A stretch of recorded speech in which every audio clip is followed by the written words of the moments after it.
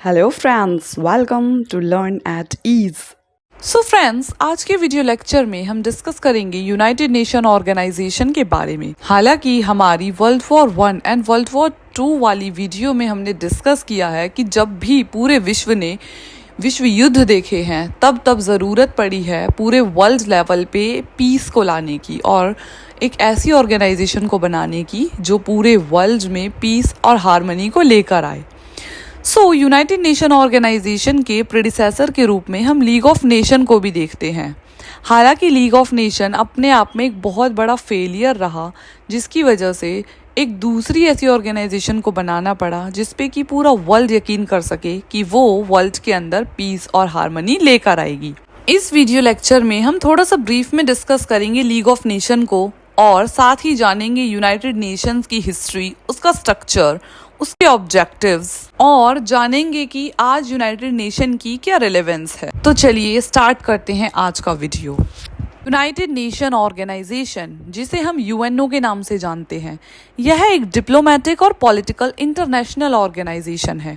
हालांकि ये वर्ल्ड की सबसे बड़ी ऐसी इंटरनेशनल ऑर्गेनाइजेशन है जिसके member most of the countries हैं, यानी कि वर्ल्ड के 193 कंट्रीज यूनाइटेड नेशन ऑर्गेनाइजेशन की मेंबरशिप रखते हैं। इतने सारे देशों का और इतने सारे लोगों का विश्वास है यूनाइटेड नेशन ऑर्गेनाइजेशन में, क्योंकि जब इसे बनाया गया था तो तब इस विश्वास के साथ बनाया गया था कि पूरे ही वर्ल्ड लेवल पे ये पीस और सिक्योरिटी को बढ़ाने का काम करेगी। इसका headquarter United states of America के न्यूयॉर्क सिटी में है।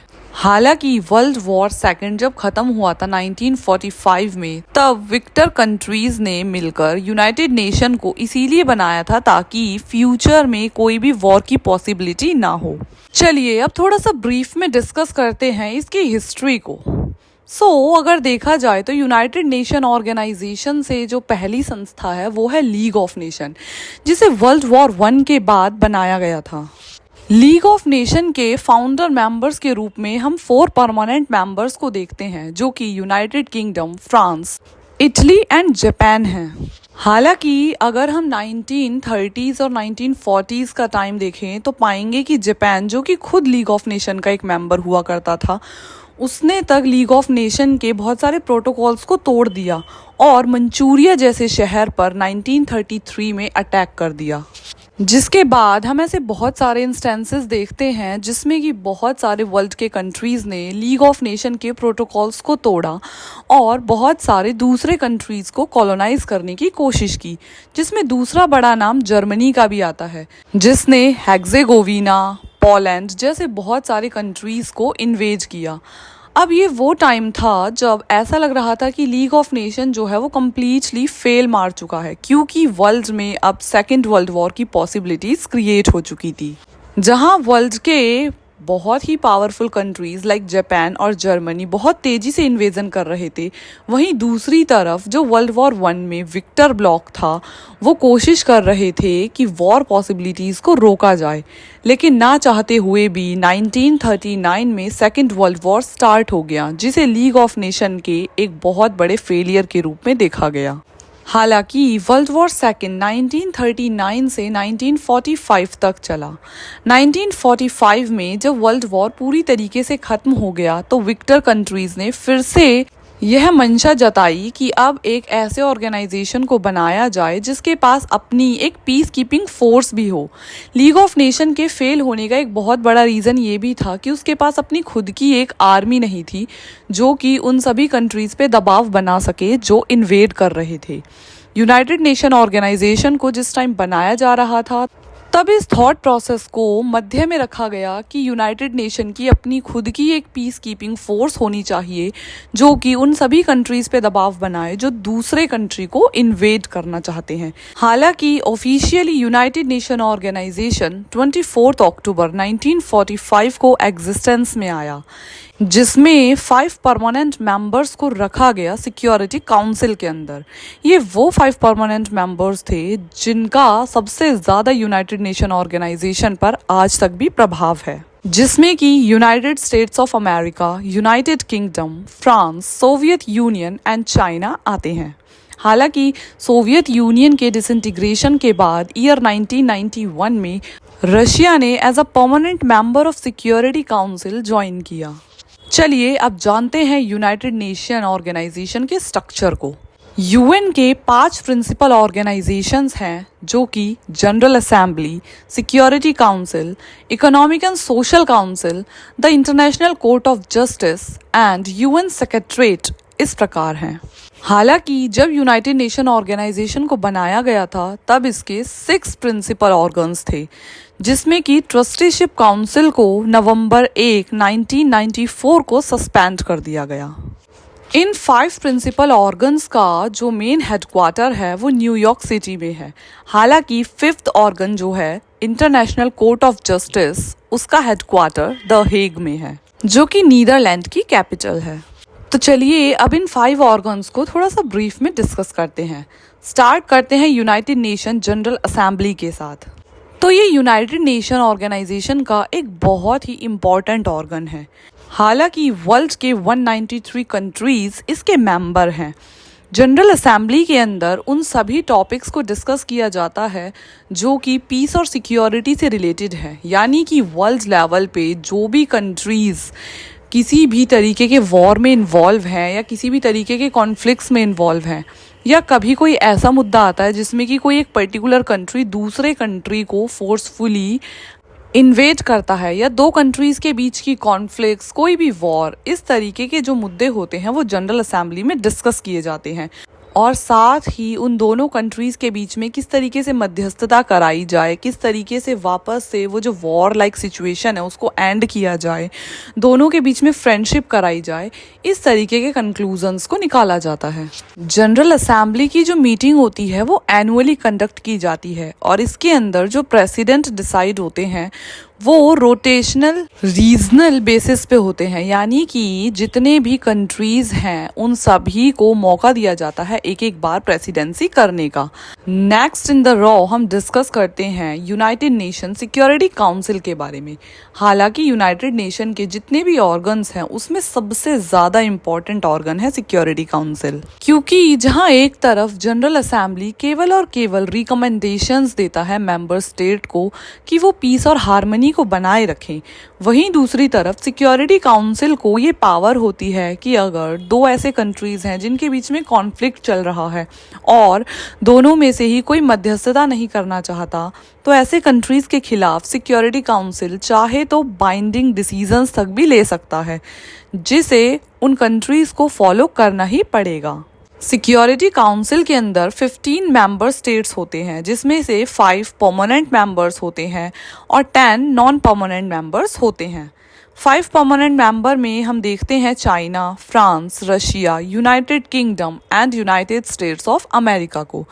वहीं दूसरी तरफ 10 नॉन परमानेंट मेंबर्स में Algeria, Ecuador, Guana, Japan, Malta, Mozambique, Republic of Korea, Sierra Leone, Slovenia and Switzerland शामिल हैं। हालांकि यूनाइटेड नेशन ऑर्गेनाइजेशन के जो 5 परमानेंट सदस्य हैं उनकी पावर का अंदाज़ा इस बात से लगाया जा सकता है कि उनको एक वीटो पावर दी गई है, जिसके थ्रू वो किसी भी डिसीजन को वीटो कर सकते हैं, यानी कि उस डिसीजन को चाहे तो पलट भी सकते हैं। लेकिन यह पावर जो 10 नॉन परमानेंट मेंबर्स हैं उनको नहीं दी गई है। हालांकि जो 10 नॉन परमानेंट मेंबर्स हैं उनको रोटेशन वाइज 2 इयर्स की प्रेसिडेंसी करने का मौका मिलता है जनरल असेंबली के द्वारा रीजनल बेसिस पे।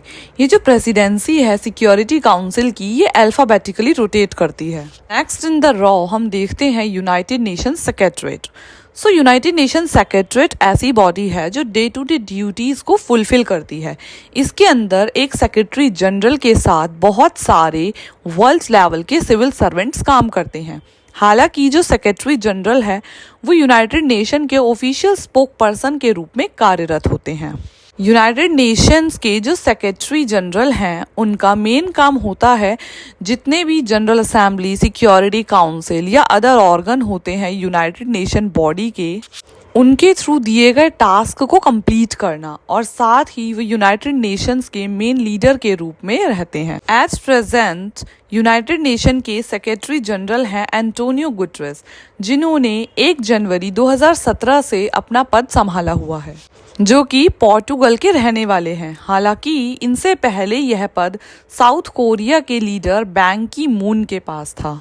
हालांकि सेक्रेटरी जनरल का जो चयन होता है वो जनरल असेंबली सिक्योरिटी काउंसिल से सलाह मशवरा करने के बाद करती है।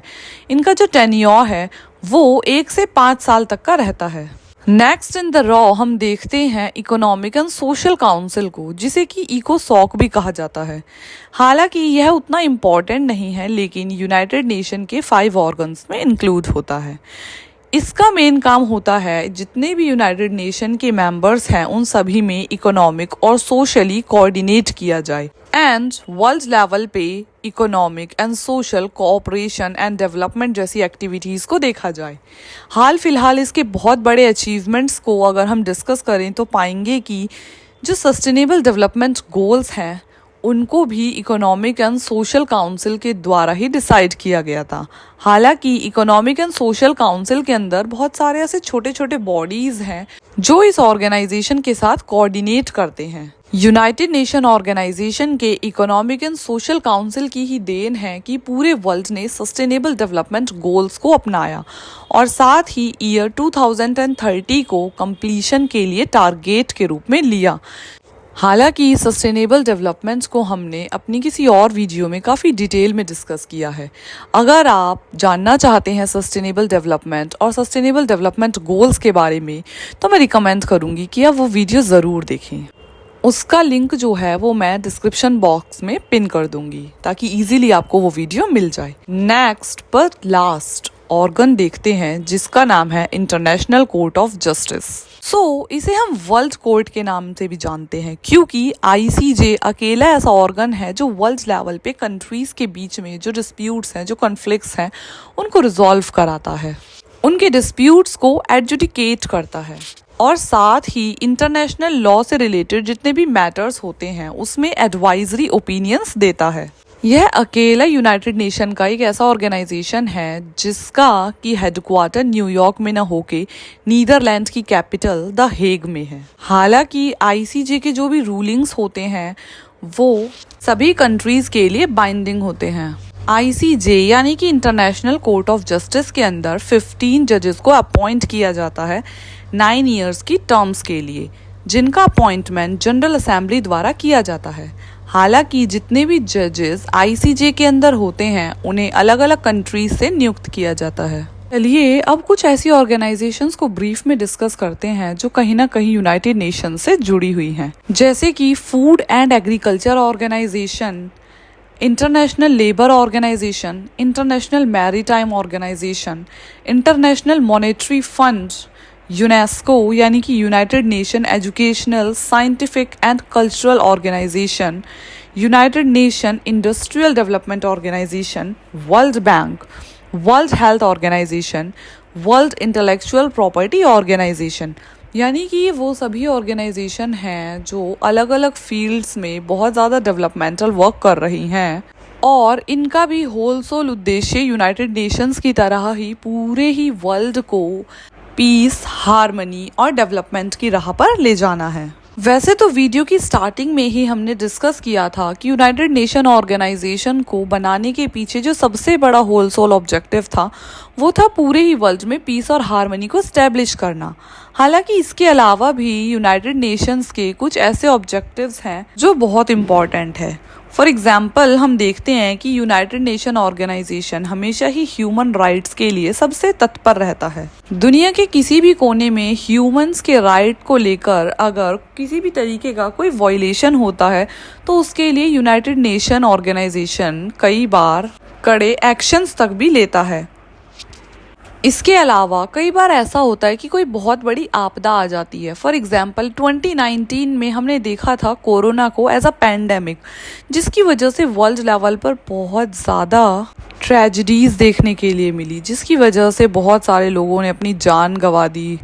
तो इस तरीके की कंडीशन में या फिर अगर हम दूसरा एग्जाम्पल देखें, कोई ऐसा कंट्री है जो भूख की वजह से काफ़ी ज़्यादा परेशान है, तो ऐसे कंट्रीज़ को हेल्प करने के लिए यूनाइटेड नेशन ऑर्गेनाइजेशन हमेशा ही ह्यूमैनिटेरियन असिस्टेंस प्रोवाइड करता है। इसी से जुड़ी एक संस्था द वर्ल्ड फूड प्रोग्राम का ये काम है कि वो वर्ल्ड के उन कंट्रीज़ में जहाँ पे काफ़ी ज़्यादा फेमीन और ड्रॉट है वहाँ पे फूड प्रोवाइड करें। साथ ही हम देखते हैं कि इन्वायरमेंट और क्लाइमेट को लेकर भी यूनाइटेड नेशन ऑर्गेनाइजेशन हमेशा ही एक्टिव रहता है। जैसा कि हमने सस्टेनेबल डेवलपमेंट गोल्स की बात की थी, इसके अलावा कियोटो प्रोटोकॉल हुआ था, अर्थ समिट हुआ था जो 1992 में रियो द जेनीरियो ब्राज़ील के अंदर, उन सभी में यूनाइटेड नेशन ऑर्गेनाइजेशन ने बहुत इम्पोर्टेंट भूमिका निभाई थी। इसके अलावा intergovernmental panel on climate meteorological organisation, एक ऐसी संस्था जो क्लाइमेट चेंज को लेकर काफ़ी चिंतित है और ग्लोबल वार्मिंग के बढ़ते इफेक्ट को लेकर दुनिया के सभी देशों को अवेयर कराती रहती है। यह भी यूनाइटेड नेशन की ही एक संस्था है। यूनाइटेड नेशन ऑर्गेनाइजेशन ने क्योटो प्रोटोकॉल को भी स्पॉन्सर्ड किया था, जो कि एक बाइंडिंग एग्रीमेंट था उन सभी कंट्रीज़ के लिए जो कि ग्लोबल वार्मिंग के लिए जिम्मेदार हैं। तो चलिए अब देखते हैं कि प्रेजेंट कॉन्टेक्स्ट में यूनाइटेड नेशन की क्या भूमिका है, क्योंकि ईयर 2024 में यूनाइटेड नेशन ऑर्गेनाइजेशन ने अपने 25th एनिवर्सरी को सेलिब्रेट किया और साथ ही 25 सक्सेसफुल ईयर्स को कंप्लीट किया। इस साल यूनाइटेड नेशन ऑर्गेनाइजेशन का थीम था cultivating a culture of peace, क्योंकि पीस एंड हार्मनी ही यूनाइटेड नेशन का मेन मोटिव है। हालांकि 1945 में जब यूनाइटेड नेशंस को बनाया गया तभी इंडिया ने उसे एज अ मेंबर ज्वाइन किया था। अब तक इंडिया 8 बार यूनाइटेड नेशन सिक्योरिटी काउंसिल का नॉन परमानेंट मेंबर बन चुका है। लास्ट टाइम 2021 और 22 का जो टर्म था उस टाइम पे इंडिया इसके अंदर एक नॉन परमानेंट मेंबर की तरह था। हालांकि इंडिया काफ़ी लंबे समय से यूनाइटेड नेशन ऑर्गेनाइजेशन में परमानेंट सीट के लिए दावेदारी करता आ रहा है और इंडिया का यह दावा जस्टिफाइड भी है, क्योंकि आज इंडिया वर्ल्ड की लार्जेस्ट डेमोक्रेसी है, 5th लार्जेस्ट इकोनॉमी है और 3rd लार्जेस्ट इकोनॉमी है in terms of purchasing power parity. साथ ही India united nation peacekeeping mission में एक बहुत बड़ा कंट्रीब्यूटर है, जो अपनी तरफ से काफ़ी सारे ट्रूप्स को पीस कीपिंग फोर्स में भेजता है। साथ ही हम देखते हैं कि इंडिया जो है क्लाइमेट को लेकर भी काफ़ी ज़्यादा अवेयर्ड है, यानी कि क्लाइमेट को लेकर जितनी भी डील्स होती हैं मोस्ट ऑफ द का इंडिया जो है वो पार्ट रहता है।